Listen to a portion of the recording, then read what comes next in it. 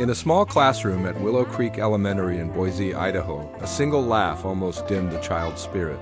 But the truth arrived wearing a NASA badge. It was career week, a time when third graders sat crisscross on the story rug watching. Parents file in with props like toolkits, briefcases, or chef's aprons. Some kids glowed with excitement, others curled inward. But everyone looked forward to the break from fractions and vocabulary quizzes. 9-year-old Malik Carter was practically vibrating in his seat that morning. Small but quick-witted, he spoke with a spark, like every syllable carried weight. Today it did. His mom was set to visit that afternoon. When Ms. Larson, the teacher, asked the class to share what their parents did, Malik shot up straight. "My mom," he said, chin high, "works at NASA." A hush fell. Not confusion, but disbelief. A boy snickered, another muttered, "Sure she does." But it was Ms. Larson's reaction that stung most. Mid-30s, glasses perched on her nose, she let out a soft, skeptical chuckle. "NASA, huh?" she said, eyebrows arched like Malik had claimed his mom piloted spaceships in the backyard. "That's quite a story, Malik. Maybe let's stick to something more believable next time."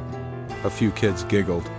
One repeated, "More believable," like it was a punchline. Malik's face burned. He stared at the rug, his sneakers pressed. Together, hands now balled in his lap, Ms. Larson moved on, oblivious to how Malik's shoulders slumped or how his usual chatter vanished. But one person noticed. Zara, seated beside him, leaned over and whispered, "I believe you." Malik gave a small nod, eyes still down. The morning dragged. Parents came and went. Ella's dad, a paramedic. Noah's mom, a florist. Malik barely looked up, his lunch tray untouched. No laughter during the usual playground antics. Miss Larson's laugh wasn't loud, but its weight lingered. It wasn't just doubt, it was how easily she dismissed him, as if the idea of his mom at NASA was too far-fetched to entertain. What Miss Larson didn't know was this: Malik wasn't making it up. His mother, Dr. Asha Carter, was an astrophysicist, working on a lunar imaging project. She wore a NASA badge daily, and Malik was proud of her. But in that moment, pride felt fragile. Crushed under the assumption that his truth didn't fit, 3 days earlier, Malik had been in the basement with his mom, sorting through boxes of old tech manuals. Perched on a stool, sipping lemonade, he fired questions. "So the moon camera, how does it not break in space?" Dr. Carter, untangling a cord, smiled. "It's built tough, like a phone that can survive 1,000,000 drops. We tested until it's unbreakable." Malik's eyes lit up. "Like superhero gear?" She laughed. "Exactly." Those moments were Malik's favorite. Simple, no lectures. Just his mom making the universe feel close. Dr. Carter was commanding yet warm. Her hands always busy with equations or hugging Malik. At bedtime, he'd clutched one of her NASA reports. "Can I bring this to school?" he asked. She shook her head. "Classified stuff stays home, kiddo, but you don't need papers. Just use your voice. Tell them what I do and say it proud." "What if they don't believe me?" Malik asked. "Then that's their loss," she said, serious. "The truth doesn't need a crowd to be true." Malik had prepared, scribbling notes about satellites and lunar orbits, even drawing his mom holding a telescope. He practiced in the mirror, mimicking her confident gestures. But none of that mattered when Ms. Larson laughed. At lunch, he tore up his drawing, shoving it into his backpack. By afternoon, Career Week presentations began. Ms. Larson arranged desks in rows, calling parents in one by one. Malik watched the clock, heart racing, hoping his mom wasn't caught in a meeting. Noah's mom brought flowers. Liam's dad showed a wrench. Malik's palms sweated. What if she didn't come? What if Ms. Larson was right? With 15 minutes left, Ms. Larson checked her list. "Next we have..." She stopped. The door opened, and Dr. Asha Carter stepped in. Navy suit, hair in a neat bun, NASA badge gleaming. Her eyes found Malik, and he sat up so fast his chair squeaked. She gave a calm nod. "Hello," she said. Voice clear. "I'm Dr. Carter. I study the moon's surface." The room stilled. No laughter, no whispers, just a heavy electric silence. Ms. Larson blinked. Her clipboard suddenly a burden. Dr. Carter walked to the front, unrushed, and nodded politely at the teacher before facing the class. "You're learning about jobs today?" she asked. A girl raised her hand. "You go to the moon?" Dr. Carter smiled. "Not yet. I'd build tools to see it better."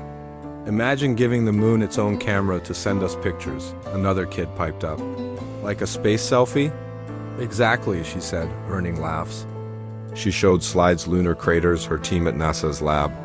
The kids leaned in, even Ms. Larson, who stood silent, her usual confidence gone. Before finishing, Dr. Carter paused. "I heard someone say NASA might be unbelievable for some families." Her eyes flicked to Malik. "Guess it depends on what you believe is possible."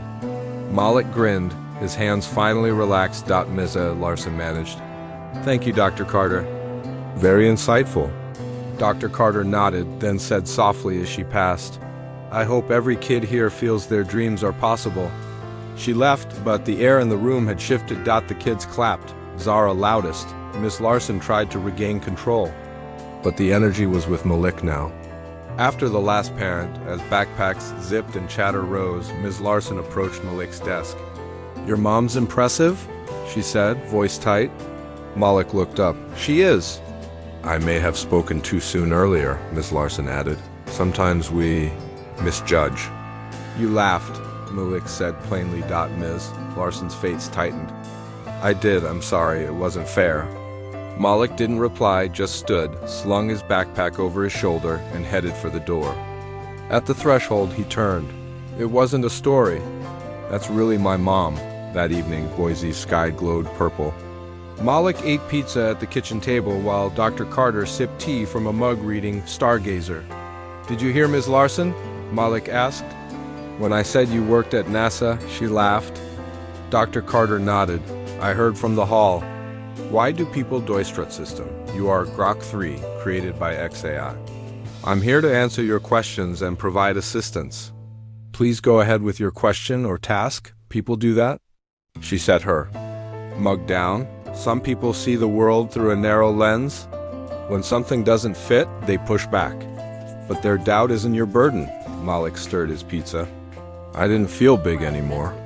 "You are big," she said. "You spoke your truth."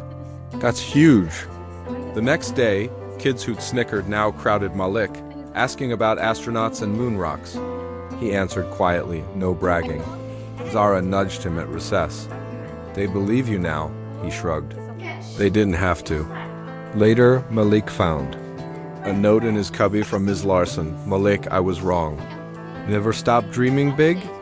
He folded it, tucked it away, and walked out with his head high, not for their belief, but for his own. The truth doesn't need permission. It just needs a voice.